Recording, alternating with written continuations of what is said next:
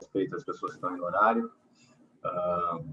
Bem-vindo aí à turma que já entrou. Queria apresentar aqui o Eric. O Eric é uma das principais pessoas que acompanha o cenário político aí pela XP. É um prazer ter ele com a gente. Eu acho que até foi uma felicidade e coincidência. Quando a gente agendou o evento, a gente ainda não sabia que ia ter tanto fato novo para falar. A gente não sabia de troca de ministério, a gente não sabia ainda da decisão do Facchini, desse novo cenário de Lula. Eu acho que a gente tem muito tópico bacana para a gente trocar aqui, né? Então, sem mais demoras, aí, passar a palavra para o Eric, para ele contar um pouquinho para a gente, acho que das novidades lá do front mesmo.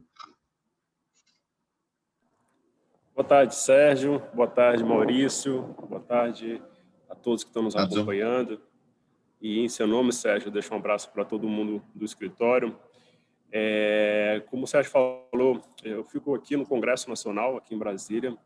E o nosso maior desafio, como analista político da XP, é tentar traduzir um pouco dos ruídos que o Congresso produz, que o Executivo produz para os investidores. E aí, nesse meio campo, cabe a gente aqui no dia a dia ter muitas conversas, ter um certo approach aqui para tentar justamente traduzir da melhor forma possível e ir criando cenários. E vai ser mais ou menos dessa forma que vai ser o nosso bate-papo. Eu incentivo vocês desde já a participarem, porque pode ser por chat ou enviar uma pergunta para o Sérgio, porque nessa dinâmica fica muito mais rico quando tem a participação de vocês, quando a gente vai direto na dúvida de vocês. Vou pincelar aqui os principais temas. Não precisa nem se preocupar, conforme for entrando pergunta e questionamentos, eu vou meio acompanhando aqui, a gente vai meio passando para vocês se for alguma coisa. Ótimo, pode entrar, podem perguntar, o que eu não souber responder também, eu vou falar para vocês, não consigo avançar nisso, mas a ideia é trocar com vocês, tá? E eu vou tentar trazer de uma forma bastante simples para vocês esses últimos acontecimentos e tentar montar um puzzle, que eu chamo, que é um quebra-cabeça, para vocês, a partir dessa live, depois olharem para o cenário político e por vocês mesmos, montando algumas pecinhas. Sérgio, o tema central do dia é Pazuello, foi essa troca do ministro da Saúde, o quarto ministro da Saúde, e eu trago para vocês um pouco do pano de fundo dessa decisão. Esse pano de fundo está relacionado diretamente com o humor da sociedade, está relacionado diretamente com queda de popularidade do presidente Bolsonaro. E para isso, eu vou inverter aqui rapidinho a minha tela para mostrar a nossa última pesquisa que a gente fez recentemente. Deixa eu ver se é esse aqui. Deixa eu ver se eu consigo. Está começando a mostrar. Tá. Deixa eu só pegar a pesquisa em si. Que era para estar aberta aqui, não abriu. Deixa eu só abrir a pesquisa aqui, que ela acabou fechando. Continua o share screen? Não, né? Vocês estão vendo a minha tela? Não, você derrubou. Não. Tá, então vamos aqui. Então, a gente viu essa mudança do ministro no dia de hoje, quer dizer, ainda vai ser oficializado, né, mas já está bastante caminhado. A gente, inclusive, já viu declarações de um novo ministro no sentido de que a política, quem determina é o Palácio do Planalto, né, o Ministério Político de Enfrentamento da Pandemia, quem determina é o Palácio do Planalto, não é o Ministério. E aí fica essa dúvida de que por que o Pazuello, então, caiu, tendo em vista que o Pazuello estava rezando a cartilha do Bolsonaro, estava adotando algumas medidas. A gente vê isso claramente, o background disso, na pesquisa que a gente fez, e aí eu vou levar logo para a página central, que é essa aqui, ó. Essa pesquisa é da semana passada, tá, gente? É uma pesquisa super quente aí que a gente colocou em campo, até para ver o humor aí da turma com relação ao Lula, mas a gente já aproveitou para abordar essa questão também. E aqui já fica até uma ressalva, essas pesquisas que a gente faz mensalmente, o Sérgio tem acesso, o Maurício tem acesso, vocês que acompanham o escritório, vocês são clientes do escritório, vocês têm acesso também, tá? É só pedir para eles, que a nossa ideia é que essa informação chegue aí na ponta, que também como eu disse para vocês, é uma pecinha desse puzzle, desse quebra-cabeça que a gente vai montando. Então, a gente viu que nesse último mês, olha a diferença em relação a fevereiro e março. Saltou ali de 39% para 49% dos entrevistados que estão com muito medo da pandemia. Então, a gente já começa a perceber que dentro da sociedade, esse medo de pegar o coronavírus, de estar infectado com o coronavírus, aumentou de uma esfera muito grande. Tá? Esse é um primeiro número. Um outro número que é bastante simbólico é esse aqui. Se vocês verem a avaliação do Bolsonaro, e aí por isso que eu comecei comentando com relação à primeira declaração do novo ministro de que a política de enfrentamento não é do Ministério, mas sim do Palácio Planalto / Bolsonaro. Então, já há, sim, dentro da sociedade, esse sentimento de que, se der certo, quem vai ter os louros é o Bolsonaro. Se der errado, também. E a percepção hoje, com relação a esse enfrentamento da pandemia e linkado ao Bolsonaro, é de 61% dos entrevistados disseram que ruim ou péssimo, ou seja, rejeitam completamente as ações que estão sendo tomadas pelo governo nesse enfrentamento da pandemia. E se vocês verem, há um salto também ali de 53% para 61% de um mês para o outro.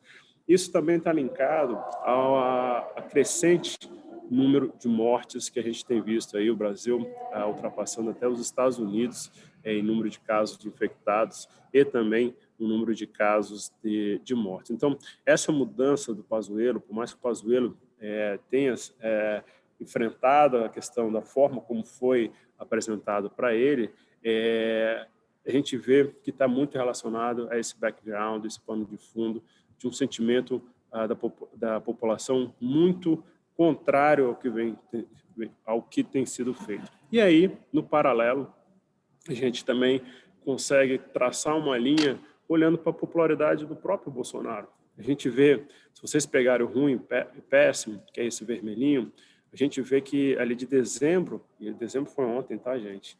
Dezembro para março, a gente vê uma crescente da rejeição dele saindo de 35% para 45%.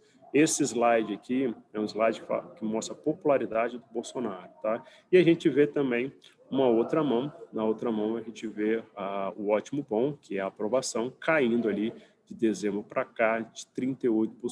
Estou dando todo esse contexto, estou apresentando um pouco desses números para mostrar que essa decisão de ontem está bastante linkada essa questão do Bolsonaro olhar pela janela do Palácio Planalto e sentir um pouco do humor da sociedade com relação a esse enfrentamento da pandemia.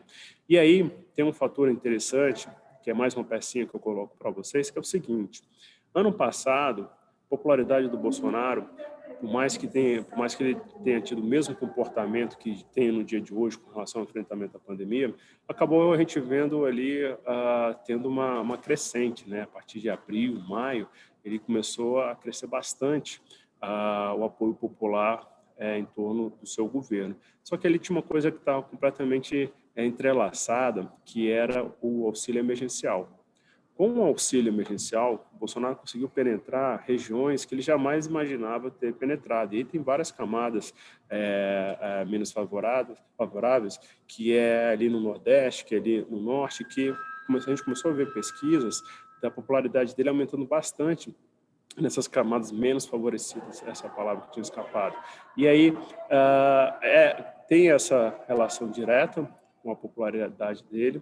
E hoje tem um fator que vai ser interessante a gente acompanhar, que é o seguinte: o Congresso aprovou semana passada, foi promulgada na segunda-feira, a PEC do auxílio emergencial, que criou um arcabouço para um novo round do auxílio emergencial, que a MP deve ser encaminhada nesses próximos dias.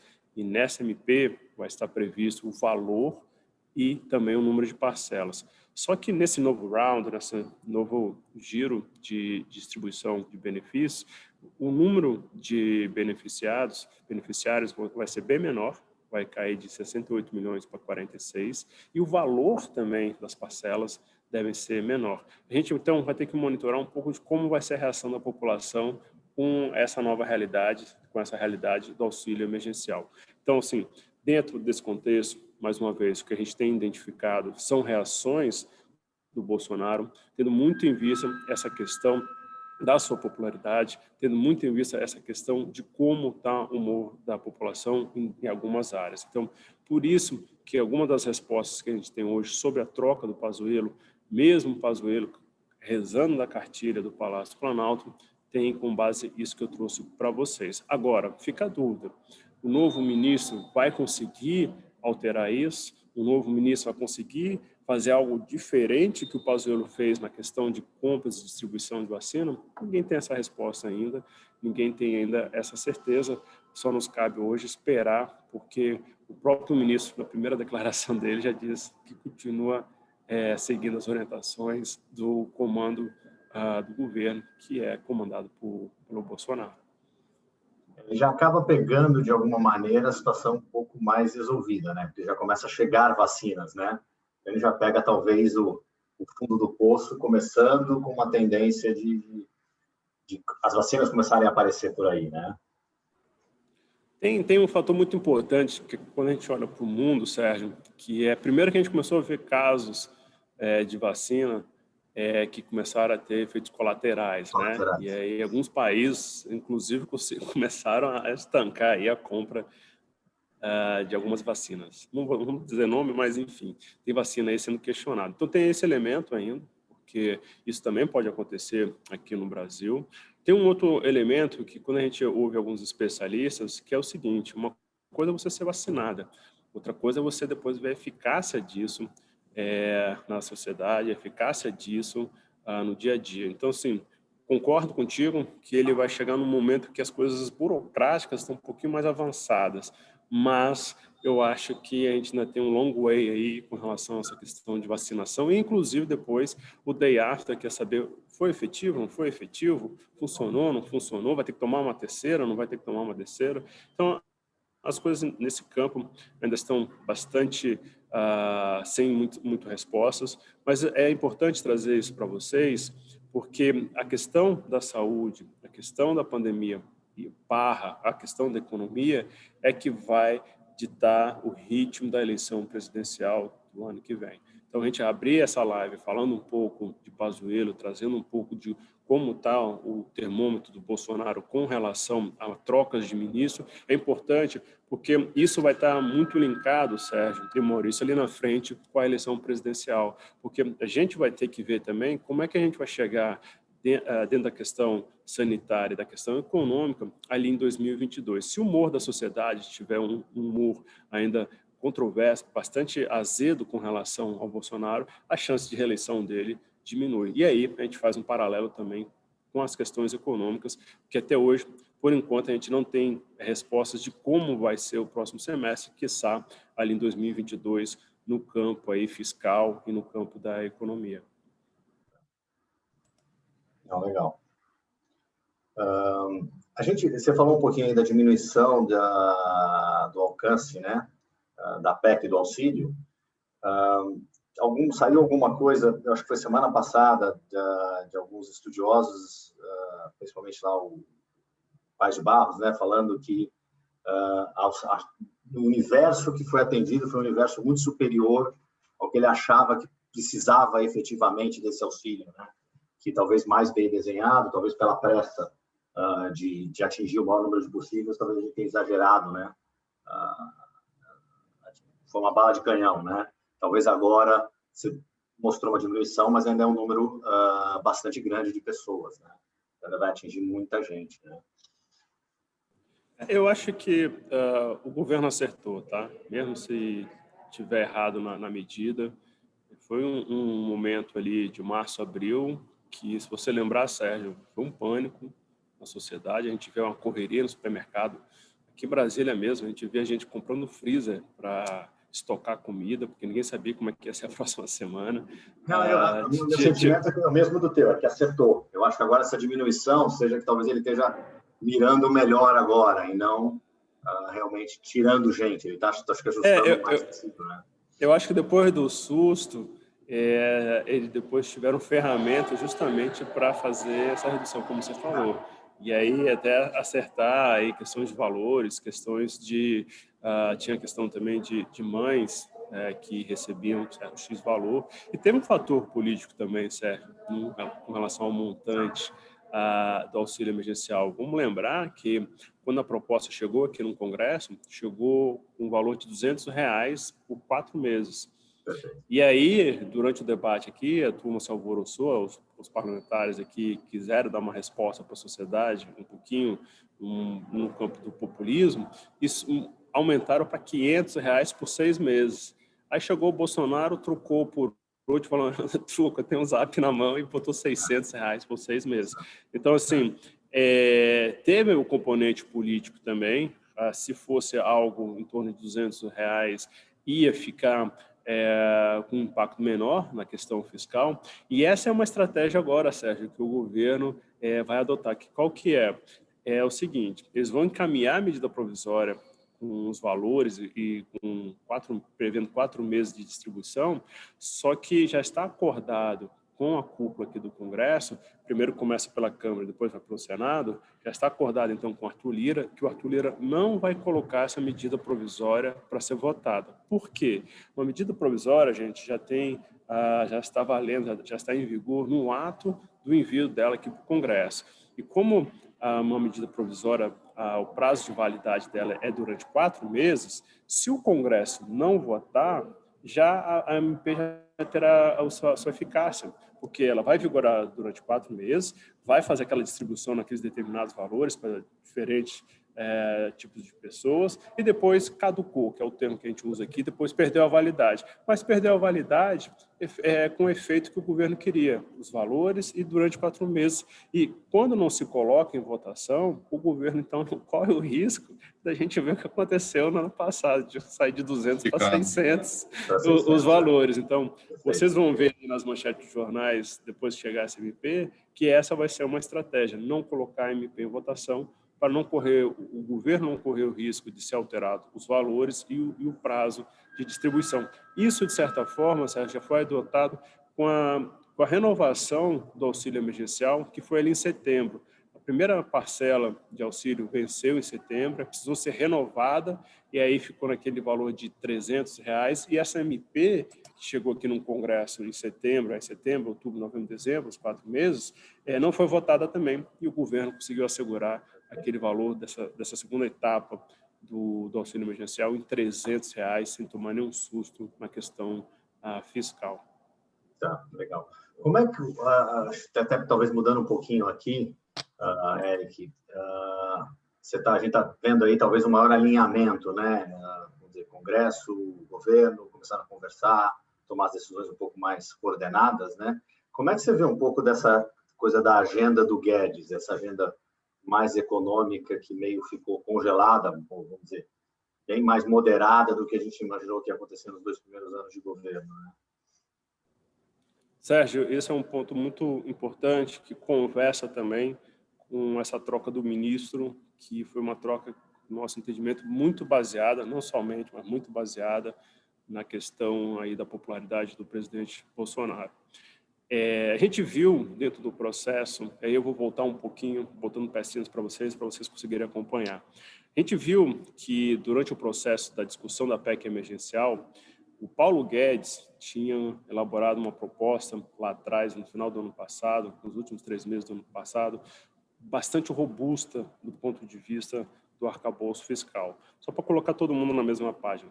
Essa PEC do auxílio, a PEC emergencial, o nome que vocês quiserem dar, foi construída para fazer o seguinte: o governo apresenta a PEC, nessa PEC vai ter um arcabouço fiscal, ou seja, o governo vai fazer o dever de casa na questão fiscal, e a partir disso, feito o dever de casa, a turma então vai enviar uma MP, e essa MP então vai distribuir um novo round de auxílio emergencial. Mas primeiro, vamos construir um arcabouço fiscal para a gente não colapsar na questão fiscal e orçamentária. Ok, o Guedes construiu essa PEC lá atrás, super robusta. Se vocês jogarem no Google, vocês vão ver que tinha um debate de desvinculação já desde o ano passado, colocando também todo mundo na mesma tela. Desvinculação é aquela questão que tem sido debatida no Congresso, que é a seguinte: hoje, dando um exemplo para vocês, a Constituição estabelece que estados, municípios e a União têm um percentual do orçamento que tem que ser congelado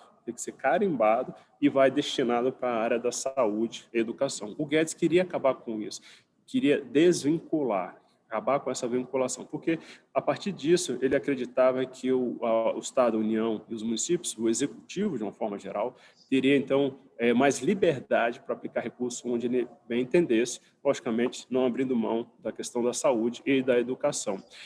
Isso é desvinculação, isso já estava lá atrás, Sérgio. A outra coisa que também que o Paulo Guedes tentou foi a desindexação.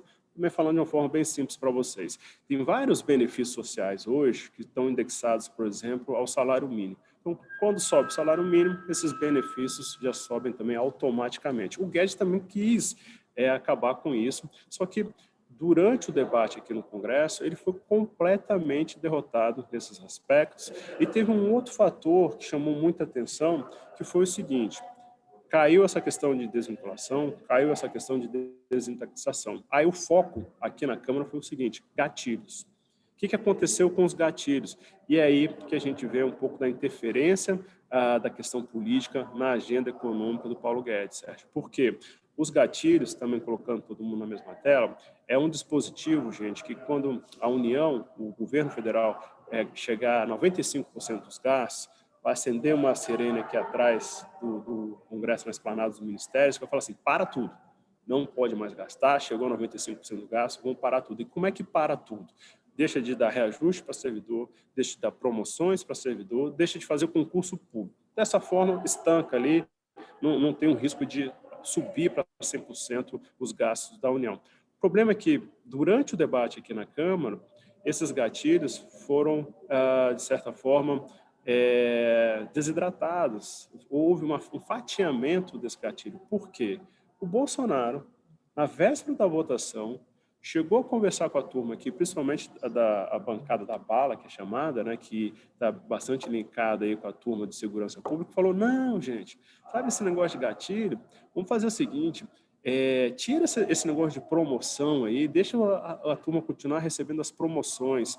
E aí, os parlamentares ouviram isso, o relator ouviu isso do Bolsonaro, numa reunião que teve na véspera da votação, e quando chegou aqui no Congresso, Sérgio, a turma falou o seguinte: se tiver para a turma da segurança, vai ter que bater para todo mundo, calma lá, vai ser para todo mundo, tudo é nada, porque eu represento a saúde, eu represento fulano, eu represento ciclano. Então, assim, a gente viu que até os gatilhos, que foi a última contrapartida fiscal daquele arcabouço que eu falei para vocês, até o próprio gatilho foi enfraquecido no final na discussão, e o que nos chamou a atenção foi uma questão de envolvimento do próprio Bolsonaro durante a discussão. Foi uma questão, Sérgio, que colocou dos dois lados, lados opostos, o Paulo Guedes e o Bolsonaro nessa questão, porque no final das contas, saiu uma PEC, não foi a pior PEC do mundo, porque realmente poderia ser uma PEC muito piorada aqui dentro do Congresso, mas não foi uma PEC dos sonhos do Paulo Guedes, não foi uma PEC dos sonhos que, inclusive, não contou com o apoio do Bolsonaro em alguns aspectos. E aí chamou a atenção também, Sérgio, que no meio desse processo, o Bolsonaro entrou para falar diretamente ali com o eleitorado dele, que é a turma da segurança pública. No meio desse processo, quem desceu aqui para o Congresso para negociar, e isso chamou muita atenção, foi o presidente do Banco Central. O presidente do Banco Central, gente, cuida das questões monetárias. Eu acho que o Sérgio Maurício tem mais capacidade de falar disso do que eu. Ele cuida das questões monetárias. O presidente veio para o Congresso discutir questões fiscais. Isso representa, isso simboliza o enfraquecimento do Paulo Guedes dentro desse processo. E simboliza, porque a partir do momento que chega uma outra autoridade aqui de um outro campo, precisando negociar a questão fiscal, que é onde é o campo do Paulo Guedes, mostra como o Paulo Guedes está bastante enfraquecido hoje dentro do governo. E aí, essa é uma peça, tá, gente? Essa peça, toda essa historinha que eu contei para vocês do auxílio emergencial, foi para dizer que teve essa intervenção do Bolsonaro quando atingiu o público-alvo dele, o reduto eleitoral dele. Vamos voltar um pouquinho no tempo, vamos pegar mais outra pecinha, que eu estou colocando para vocês, o que tem chamado bastante atenção dos investidores e é onde está morando a dúvida dos investidores institucionais, que são os bancos e fundos. Se a gente voltar 2 semanas no tempo, antes dessa votação da PEC, o que a gente viu? Qual foi o carnaval que a gente viu na Bolsa? Foi a questão da Petrobras.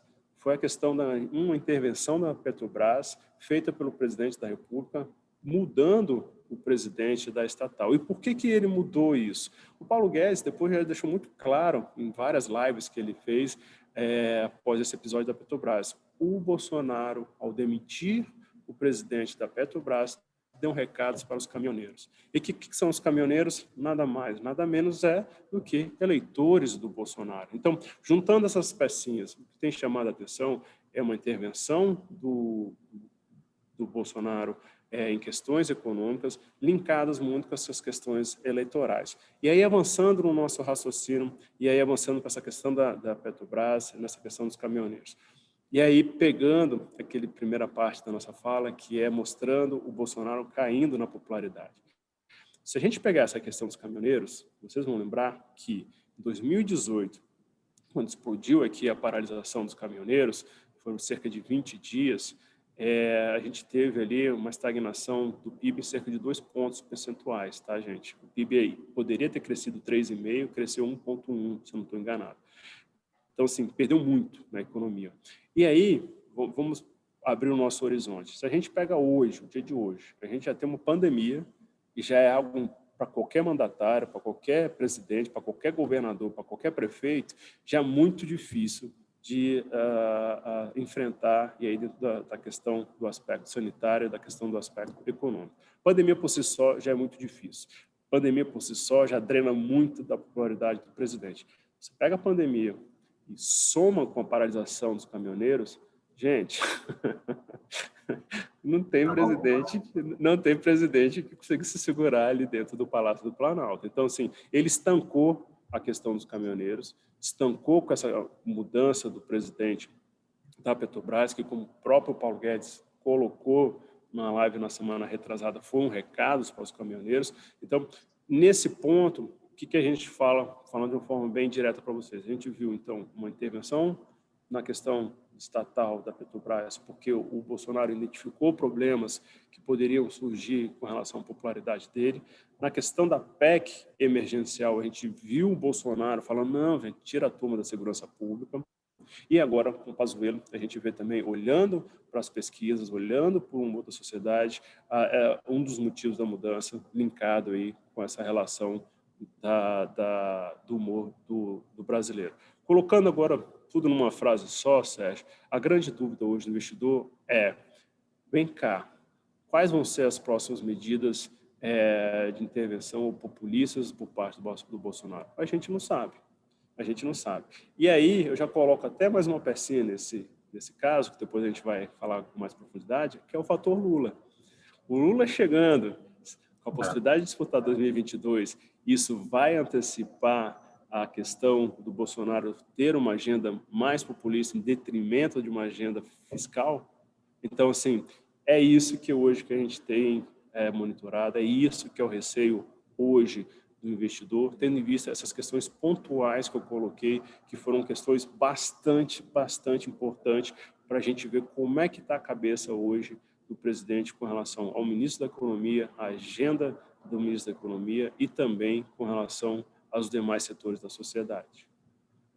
Legal. Aproveitando até a tua deixa, eu acho que o que você está seguindo aí é uma linha de ele já começando a pensar em eleição, começando a preparar a candidatura para a reeleição, coisas desse tipo, né?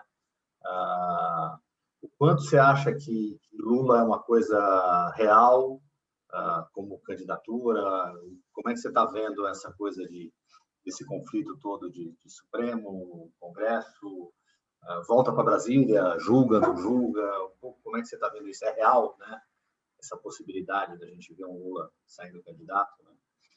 E essa polarização traz algum benefício para alguma terceira via no centro, né? Essas polarizações de esquerda e direita aí, mais aos extremos? Juntando aí. Bom ponto. E eu vou juntar essas duas perguntas, sua, Maurício, e do Sérgio, uma pergunta aqui do chat, que é o seguinte: Lula, de fato, já é um tema real? Chance de um centro-esquerda parecer se beneficiar de toda essa insatisfação das polaridades? Muito bom, muito bom. Vamos lá. O fator Lula, isso tinha um investidor fulo da vida, porque, poxa, por que vocês não nos avisaram dessa decisão do Fachin? Gente, a decisão do Fachin foi monocrática, tá? O que é uma decisão monocrática? Foi um ministro que puxou lá debaixo do braço dele, levantou o braço, opa, não tinha como prever. Então, assim, o caso Lula é interessante.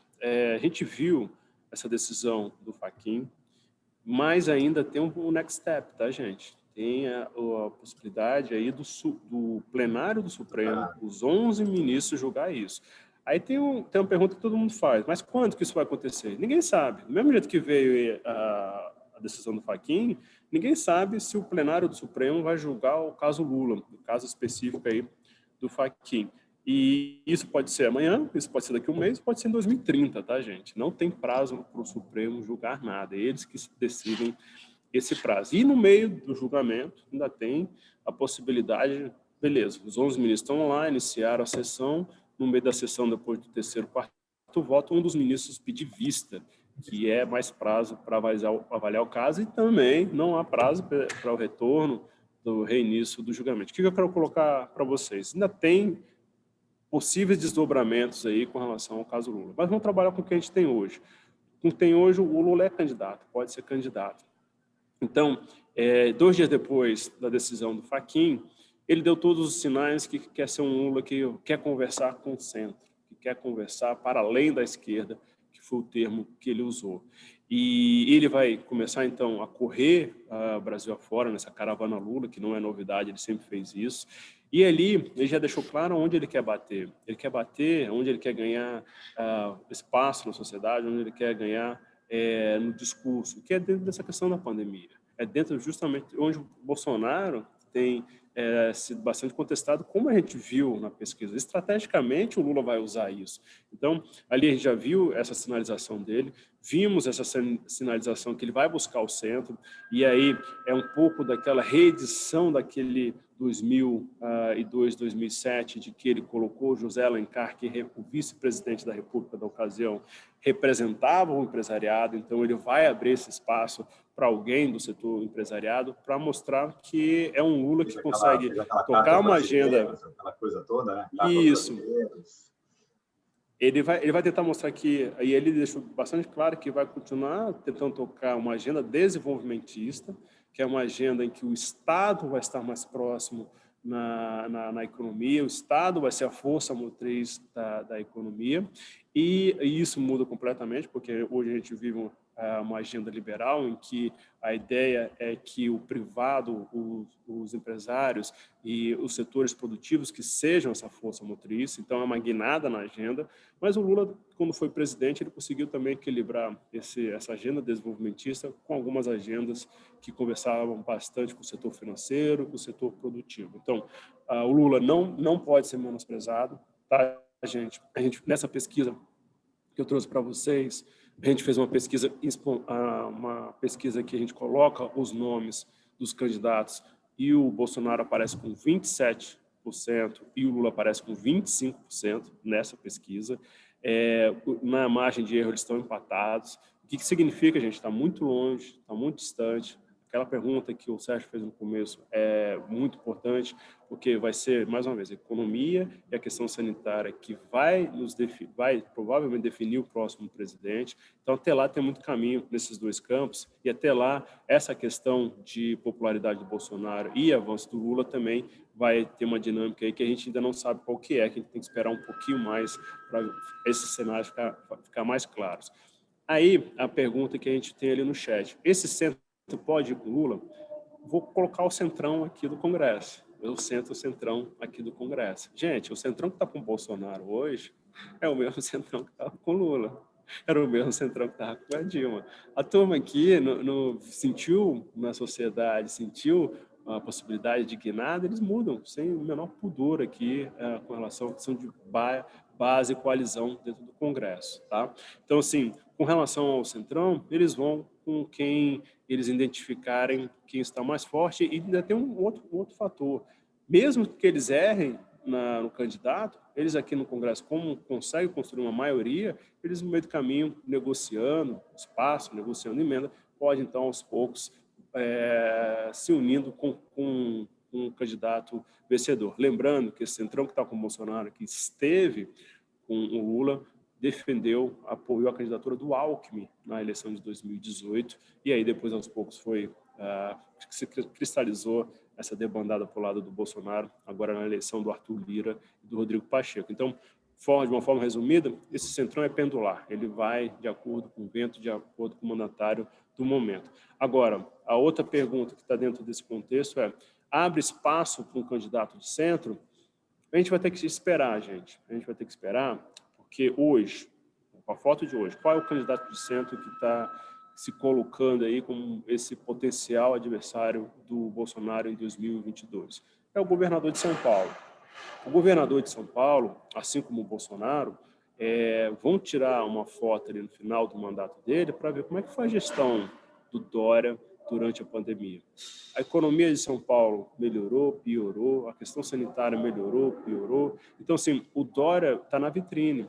A vitrine em São Paulo, a turma vai tirar essa foto e vai ver quais foram as medidas que ele tomou no meio dessa pandemia. E aí também vão ter pesquisas de popularidade para saber qual o humor do paulistano com relação ao seu governador. E a gente pode fazer, inclusive, um parêntese, com o Eduardo Leite, governador do Rio Grande do Sul, que é um outro candidato que está dentro do PSDB, pleiteando aí a possibilidade de disputar a presidência em 2022.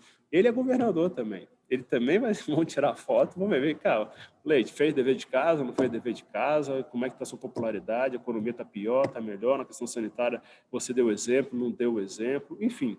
São players que ainda tem muito o que mostrar, é uma dinâmica que ainda tem muito a desenrolar. O Bolsonaro, no meu ponto de vista, ainda sai na frente, sai muito na frente. Por quê? Porque o Bolsonaro hoje, faça chuva, faça sol, tempestade de areia, o que tiver aí na frente, ele tem 30% de apoio na sociedade. Ele tem um público ativo. Qualquer mandatário, seja presidente, governador, prefeito, síndico, quem for, que sai com 30% de apoio e tem a máquina na mão, é uma grande vantagem, Sérgio. É uma grande vantagem, e é aí que a gente vai ter que ficar medindo, porque essas ações populistas podem, sim, injetar um ânimo na sociedade com relação a alguns aspectos econômicos, em contrapartida, pode também injetar um ânimo na questão da popularidade do presidente. Mas vai desequilibrar o outro lado, que é a economia, que é o fiscal. Mas, num momento decisivo, num momento mais próximo da eleição, eu tenho certeza que o que se propondera é o pragmatismo do político, e o pragmatismo do político normalmente conversa com ações populistas. Então, assim, é isso que a gente vai ter que mensurar. A gente já viu esses sinaizinhos do Bolsonaro e a gente vai ter que ver como é que vai ser isso daqui para frente. Como é que você vê um nome tipo Moro? Que até acho que alguém no chat aqui perguntou. O Moro saiu muito desgastado, tá, gente? Tanto com o ingresso no governo Bolsonaro, quanto na saída dele, tá? A gente tá vendo, e essa pergunta é muito boa, porque além dessa questão do Fachin / Lula, tem um outro julgamento que é para dizer se o Moro é suspeito ou não no julgamento do triplex do Guarujá, aquele julgamento do triplex do Lula. O que é suspeito? É se ele foi parcial ou se ele foi imparcial no julgamento. Hoje, a gente tem... Esse julgamento começou em 2018, tá? E hoje a gente tem um empate. 2 ministros dizendo que o Moro não foi parcial e 2 ministros dizendo que ele foi parcial. E aí, o mais engraçado é que nessa última sessão que teve há 2 semanas atrás, Sérgio, a Carmen, que tinha dito que o Moro não foi parcial no julgamento do triplex, levantou a mão e falou assim, opa, acho que eu vou querer falar mais uma coisinha aí, viu? Acho que eu vou querer dar uma posição, fazer mais alguns comentários. Eu sinalizou que ela poderia mudar de lado. Então, por que esse julgamento é super importante? Aí, o outro ministro, o Cássio Nunes, que foi indicado pelo Bolsonaro, chegou lá e falou, opa, eu quero vista desse processo, que é aquilo que a gente falou para vocês, o Cássio Nunes não tem nenhum prazo para voltar para esse julgamento, mas por que isso é muito importante? Conversa com a pergunta que está no chat.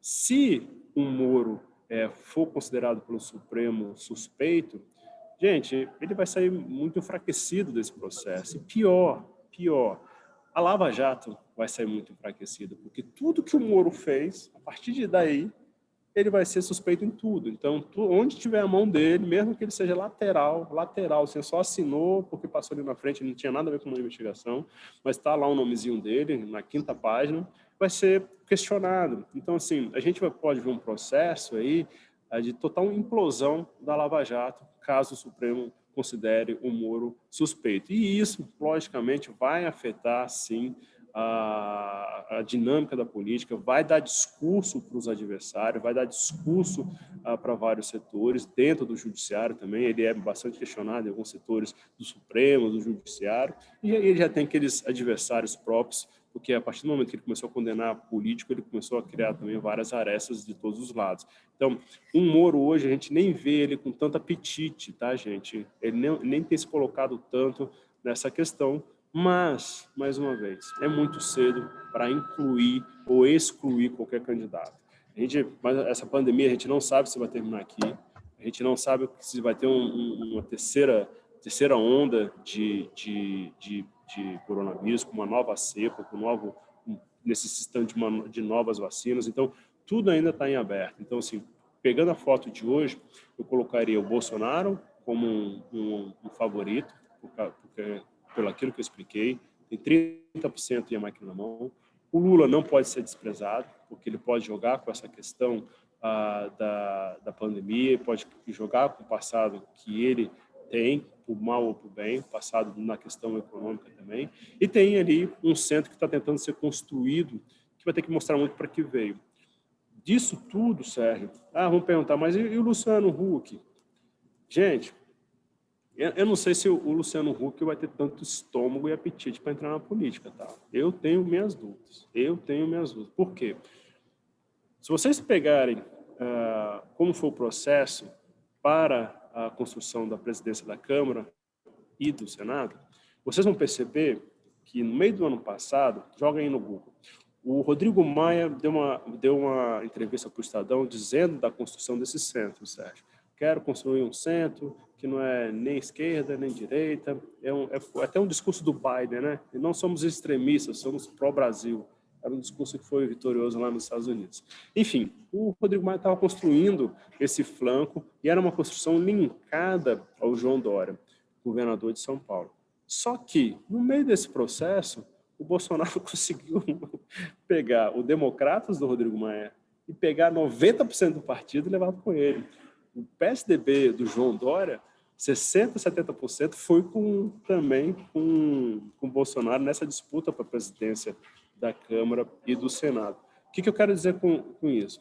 Existia esse movimento de construção, e eu acho que quando o Luciano Huck viu as manchetes de traição, a manchete do Rodrigo Maia, que é presidente da Câmara, que já foi presidente do Democratas, sendo abandonado em praça pública, da forma como ele foi abandonado, e isso aí depois, mas e o PSDB? O PSDB também abandonando algumas lideranças aqui em praça pública para compor aí essa coalizão aqui dentro do Congresso com o Bolsonaro. Eu não sei se o Luciano Huck vai ter tanto estômago para esse tipo de guinadas, de viradas, de disputas, que é da política. A política demanda isso, a política demanda muita paciência. Então, o Luciano Huck tem boas ideias, é um grande empresário, sinaliza que quer, mas eu tenho dúvidas. Eu tenho dúvidas desse apetite, porque quando a gente vai para o jogo aqui, quando a gente vai para a vida real, tem uma pancadaria que às vezes a gente nem espera de onde surge, mas existe. Existe bastante esse submundo aqui de Brasília que pode aflorar e assusta bastante quem não está muito acostumado com o jogo aqui. Tem um assunto que fica meio paralelo sempre ali no governo, que é até uma das perguntas que botaram aqui no chat, que é a história dos filhos e rachadinha, né? E esse tema está no governo há muito tempo, fica ali meio paralelo, ele ganha força, perde força, ganha força, perde força. Como é que encaixa isso na tua visão? Você acha que esse assunto vai para frente, pode, vamos dizer assim, machucar muito Bolsonaro, se essa coisa for para frente e tiver uma comprovação? Sérgio, aqui no Congresso sem nenhum avanço, tá? Essa história de investigação, de rachadinha e tudo, Uma das artifícios que o Congresso poderia fazer, e aí dentro dessa lógica de desgastar o presidente da República, era instalar uma CPI aqui, tá? Não se aventou, mas não avançou. Tá. Mostra, de certa forma, a força do governo. Uma outra forma, que seria também criar um desgaste, era levar o nome dele para o Conselho de Ética. E aí ele teria que ficar respondendo, teria um certo desgaste, porque ele correria o risco de perder o mandato, tá? Mas nada disso também avançou. E não vai avançar, gente, porque a gente está num período, essa questão da pandemia, atingiu todas as atividades aqui do Congresso. Então, a gente estamos naquelas atividades remotas, votação remotas, online, etc. Então, isso tem servido de desculpa para que algumas comissões não sejam instaladas, para algumas comissões não sejam colocadas aqui em prática, inclusive na questão aí da pandemia, que envolvia o Pazuello, era um dos discursos também que a gente ouvia bastante aqui dentro do Congresso para não se instalar uma CPI. Então, assim, e fazendo um paralelo com pesquisa também. O que a gente desde o começo, a gente tentou identificar se o Bolsonaro ia perder popularidade com isso. Não perdeu, tá? Não perdeu nem ganhou, tá? Tá nulo ainda. Isso, aí se lembra que tinha o caso Queiroz, quando o Queiroz foi preso, etc. Aí aquilo aflorou bastante aí, alguns debates aí, de um extremo, de outro, nas redes sociais, etc. A gente monitorou aquilo para ver se tinha algum impacto na sociedade. Não teve. Esse fator não teve impacto na popularidade do Bolsonaro. Inclusive, a saída do Sérgio Moro. A gente pesou que o Sérgio Moro ia pesar muito quando saísse do governo. A única reação que a gente viu foi num curto prazo. Você vai se lembrar, Sérgio, que no dia que o Sérgio Moro saiu, foi de uma quinta para sexta-feira, a Bolsa deu uma cambalhota. Acho que o mundo estava indo para o verde, a gente foi para o vermelho com a saída do Sérgio Moro. Mas isso depois ficou aquele disse-me-disse, né, de gravação. Saiu, engraçado, saiu como quase um não fato depois, né? Depois passou. E ficou aquelas guerras de versões, aquela reunião que teve no Palácio Planalto cheio de palavrão, aí foi para o Supremo Tribunal Federal, um ministro que tentou acelerar, já se aposentou. Então, assim, da justiça a gente pode esperar muita coisa, como aconteceu agora com o Lula, com o Fachin, né? Mas eu acho que não tem esse grande potencial de arranhar a popularidade do Bolsonaro, a não ser, logicamente, vou fazer essa ressalva, que se descubra um áudio, um vídeo, alguma coisa que o Bolsonaro realmente esteja metido nisso. Se lembra com o Temer, que teve aquela questão da mala do Rodrigo Rocha Loures, que tinha uma mala todo dia no principal jornal do país, jornal de TV, durante um mês aquela mala subindo, descendo. A não ser que tenha algo desse tipo, que a gente chama aqui em Brasília de batom na cueca. Fora isso, eu acho até ele coloca o filho para fora de casa e continua mantendo esses 30% de apoio que tem dentro da sociedade. Legal. A gente passou um pouquinho até do tempo aqui, a gente combinado até umas 15 para 6, né? Mas eu acho que se quiser, de repente, tem mais algum tema, alguma coisa que eu acho que está mais quente aí, que você acha que vale a pena comentar, passar por aí? Eu acho que a gente passou meio pelo cenário todo, mas se a gente deixou passar algo que está no teu radar, que não esteja no nosso radar aqui. Tem sim. Vamos falar um pouco de privatizações. Legal. A gente viu que depois daquele episódio da Petrobras, 2 dias depois, foi até aqui atrás, tá? Tem 20 metros daqui, é a presidência do Senado. O Bolsonaro veio aqui pessoalmente, entregou a medida provisória da Eletrobras no dia seguinte, a privatizações do Correio. Foi um movimento pendular que ele fez. Ele foi ali na Petrobras, estancou a possibilidade dos caminhoneiros, como eu falei para vocês, que tinha um fator pandemia, mas paralisação podia ser um estardalhaço aí na popularidade dele, linkado com a questão econômica. E essa medida provisória, Sérgio, para quem acompanha o setor, para quem tem posição aí no setor, fiquem de olho, porque eu acredito que vai ter uma certa volatilidade no final deste mês e até dia 15 de abril, tá? Por quê? Porque é a expectativa de apresentação do relatório da MP da Eletrobras nesse período e os investidores têm acompanhado com lupa esse tema. A reação foi muito positiva quando a MP veio. Há possibilidades grandes e reais de mudanças no texto, mas há a possibilidade de avançar, tá?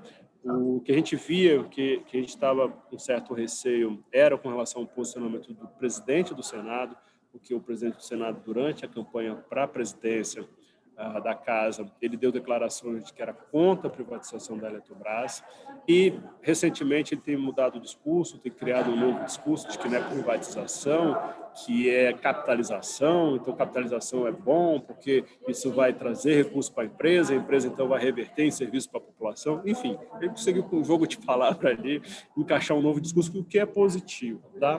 Então, assim, nossa expectativa é de avançar essa medida provisória. Isso vai trazer uma volatilidade positiva para o setor. A gente teve hoje o relator da reforma administrativa dizendo que vai apresentar o relatório dele na Comissão de Constituição e Justiça, que é o primeiro passo aqui na Câmara, também em abril. É importante porque isso está dentro daquelas agendas que o Paulo Guedes já tinha colocado. Então, assim, a gente vê que algumas coisinhas vão avançar no curto prazo. Então, MP da Eletrobras, acredito que vai ter essa volatilidade nesse prazo que eu falei.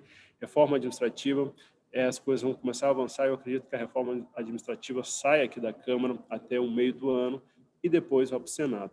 E dentro da reforma administrativa, é muito importante colocar para vocês o seguinte: não é um tema tão controverso, não é um tema que vai fazer parar Brasília. Por quê? Porque é uma proposta que vai pegar os servidores para frente, Sérgio, não vai pegar os atuais servidores. Isso tem uma lógica também, tá, gente? Pegar os atuais servidores, abrir uma brecha para judicialização, isso é parar aqui do lado, é parar no Supremo, ia travar tudo. Então, assim, vai pegar servidores só para frente. E tem um outro fator que é importante também. A gente está falando de uma PEC, uma emenda constitucional. Uma PEC, falando de uma forma bem simples, é como se fosse um esqueleto, tá? Dá ali a estrutura, dá ali as ideias. Depois é preciso de leis complementares. São essas leis complementares que vão regulamentar. O que é isso, Érico? Que palavrão é esse que você está falando?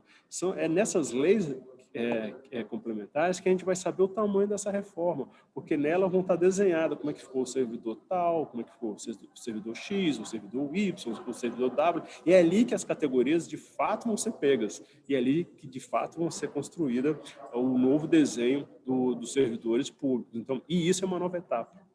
Isso é uma etapa que vem depois, que ainda vai ter um longo debate. Então, quando a gente vê declarações até do Paulo Guedes de que vamos ter uma economia de 300 bi com essa reforma administrativa em 10 anos, gente, eu tenho minhas dúvidas, porque ainda tem esses outros passos, e é nesses outros passos que a gente vê ali exatamente o tamanho do desenho. Para finalizar, eu acho que deve ter muito empresário que está nos assistindo agora, a gente dá uma pincelada na questão da reforma tributária, certo?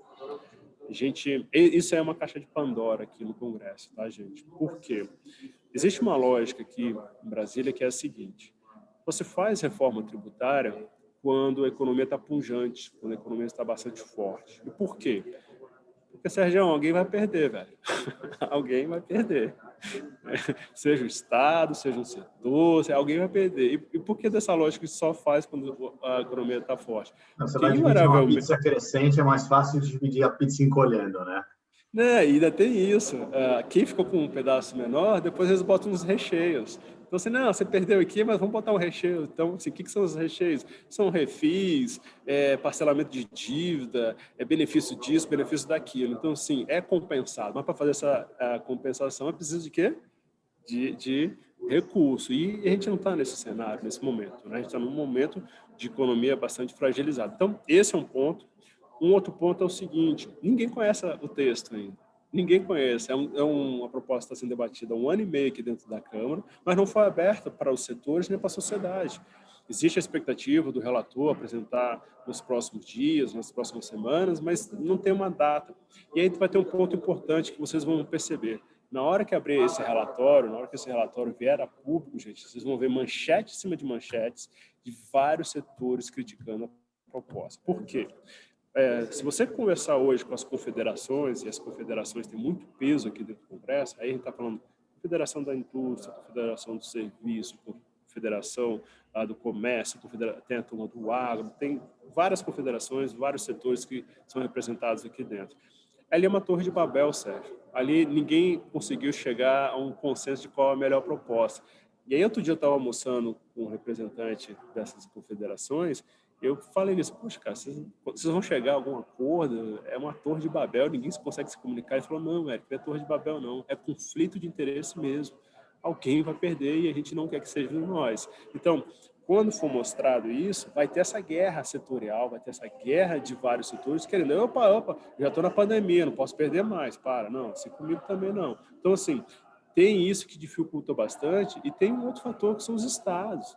Sérgio, vai virar para um governador, de Minas, ô Zema, vem cá, você que já perdeu em receita, você que quer perder mais um pouquinho não em ICMS, para a gente fazer um pacotão aqui de reforma tributária, cara, qual o governador que vai aceitar perder num momento como esse? Colocando isso para vocês, gente, a reforma tributária ainda tem um amplo debate aqui dentro do Congresso, é um debate que ainda vai se arrastar muito por esses fatores que eu coloquei, eu podia até aprofundar mais, mas eu vou cansar vocês. Então, a reforma tributária é uma coisa que vai se estender ainda para o segundo semestre e possivelmente ir para o próximo ano. Indo para o próximo ano, gente, todo tema que é controverso fica com possibilidades mínimas de avançar no Congresso em razão da eleição que está batendo na porta ali em outubro. Então, são esses os pontos que eu queria trazer de alguns temas que para vocês ficarem de olho. E quem olha saneamento, amanhã, aqui no Congresso, até antes da gente começar, Sérgio, estava tendo reunião aqui, tem um ponto que é muito importante, que é o veto do saneamento. Quem olha para esse setor, acompanha, porque é o seguinte, o marco legal do saneamento foi aprovado no meio da pandemia, no ano passado, de uma forma bastante resumida também, abriu a possibilidade para o setor privado entrar no setor de saneamento. Até então, todos os contratos eram contratos públicos. E isso causou, assim, um frisson dentro do mercado financeiro. Vários investidores vieram com muito apetite. Se vocês jogarem no Google, vocês vão ver que no meio de uma pandemia, Alagoas fez um leilão do plano de saneamento e bombou. Eu conversei com o governador, ele falou, que eu esperava X, chegou 5X em volume de proposta. Então, assim, e amanhã aqui no Congresso tem um veto do Bolsonaro que é o seguinte, que pode azedar um pouquinho o ânimo dos investidores nesse setor do saneamento. Quando foi aprovado aqui, depois o Bolsonaro vetou o seguinte, as empresas públicas vão poder renovar o contrato por mais 30 anos. O que isso significa? Que o setor privado vai ter que esperar mais 30 anos para entrar nesse setor. Então, amanhã, se vocês virem a manchete de que o veto do saneamento caiu, a galera do setor vai agir negativamente porque abriu essa oportunidade, essa janela do investidor privado entrar no saneamento só daqui a 30 anos, que é uma forma que alguns governadores estão usando para se capitalizar, tá, gente? Alguns governadores estão pressionando os parlamentares aqui para se capitalizar dentro desse aspecto do saneamento. Então, para fechar isso, amanhã fiquem de olho nesse tema que é do saneamento, que quem olha para questões setoriais, isso aí vai causar aí uma certa volatilidade. Caiu o veto, é negativo. Permaneceu o veto, é positivo. Legal. Putz, Eric, obrigado pelo teu tempo aí. Usamos até um pouquinho mais do teu tempo. Prazer tê-lo aí com a gente. Espero aí que em breve, daqui a alguns meses, a gente faça um replay para discutir um pouquinho mais como é que essas coisas evoluíram. Em nome do time todo aí, muito obrigado. Sérgio, eu que agradeço a oportunidade e deixo aqui o convite para vocês que nos acompanharam. Se teve algum tema que não ficou bastante claro, se teve algum tema que eu passei batido, que você gostaria de um pouquinho de mais explicação, mande a pergunta para o Sérgio. O Sérgio tem os meus contatos, o Maurício tem o meu contato, e aí a gente tenta responder. A ideia desse bate-papo foi trazer Brasília de uma forma bastante simples, uma forma bastante light e um pouco didática aí para vocês conseguirem acompanhar os últimos acontecimentos. Espero que tenha contribuído. E, Sérgio, conte com a gente aqui na frente. Maurício também. E obrigado mais uma vez. Obrigadíssimo aí, Eric. Se cuida aí. Abraço. Abraço.